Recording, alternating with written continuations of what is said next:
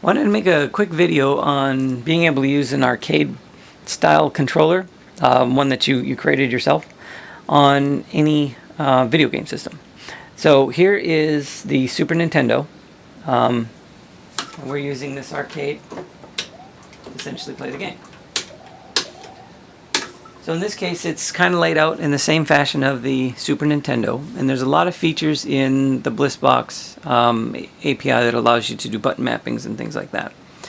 The bridge itself is going to try to figure out what controller's connected and what console you're connected to, and it's going to try to make its own mapping. But as you can imagine, with the Super Nintendo, the buttons are a little angled. So the top two buttons, the X and the Y, which are your run buttons, that's not going to be ergonomically pleasing in all cases. So what I did here is I rotated the buttons to make the run buttons on the side over here, so it feels a little more natural. But just pointing out that there are ways to remap things, and it's pretty straightforward. You can do it from the controller using the hotkeys, which would be all four buttons, and hold to start, or you can do it from the GUI, the flashing tool for the bridge. The other thing that to point out is how this is done is with the Gamer Pro. We have a breakout board. Let's zoom in on that. Okay. The breakout board is just something you can pick up online. Then you'll need an HDMI cable that connects to the Gamer Pro, so that all these pins are broken out and you can make buttons out of them. You probably want to make sure that the cable that you get is a good quality cable, because it's just not going to be, or the lower cables, though the cheaper ones, are not going to be fully pinned. They never are. They like to save a lot of money there, and it's not necessary for that HDMI one and things of that nature.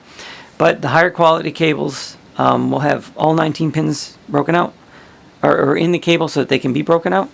And if you need help finding those cables, just reach out on Discord. We have some known sellers that we know have all the pins.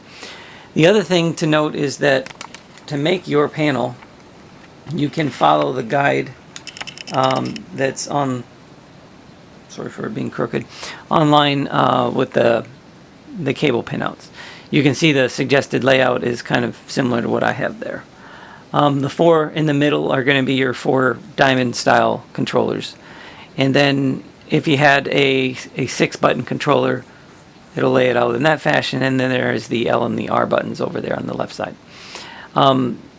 Player 1 is the start, and then the coin is the select. That's the recommended. You don't have to follow that. But to get the Gamer Pro to detect, player 1 has to be held down. So you would hold down the player 1, and then you hit the reset button, and then away you go. So point here was to demonstrate that if you're into arcade panels, you can now use an arcade panel on virtually any console using this method.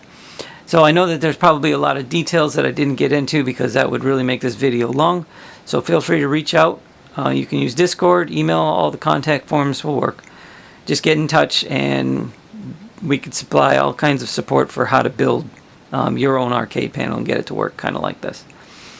But that's that for that video. Thanks for watching.